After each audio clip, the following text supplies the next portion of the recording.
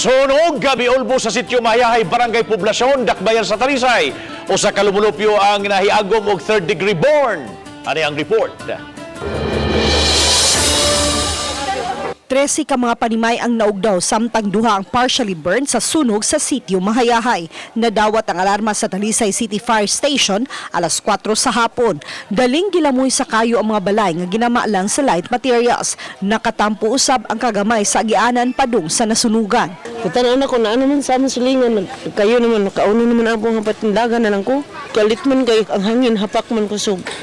Ang sunog ingong nagsugod sa panimay ni Anyano Sabroso Jr. Padayon pa karon ang investigasyon sa kabomberuhan sa posibleng hinungdan sa sunog. Ilang gisusi ang taho nga dunay nagluto nga gibiyaan. Sigit-sigit ang balay, then made of light material, so dali ra gyud siya nakakatap sa laing mga panimalay.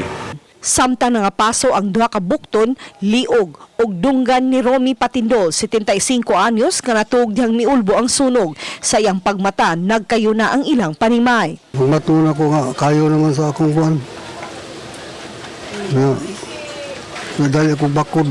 Bakod na ko, ambak ko sa among balay. Dagal ko, darator ko, marag layan ng kung buwan ba. Maminaw sa lawas.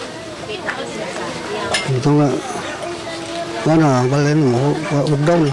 Gihatod siya sa ambulansya sa tambalanan kaganihang buntag. Gideklarar sa kabomberuhan nga fire out alas 4:35 sa hapon ug gipaubos sa second alarm. Gibanabanang moabot sa 125,000 pesos ang danyo sa sunog. Gihatagan na sa City Social Welfare Services sa mga biktima sa sunog sa kagamitan sa pagluto, mga balde ug pagkaon. Hatagan usab sila og tag 10,000 pesos nga financial assistance. Uban ni Renante Quinones, Chona Carrion, Balitang Bisdak.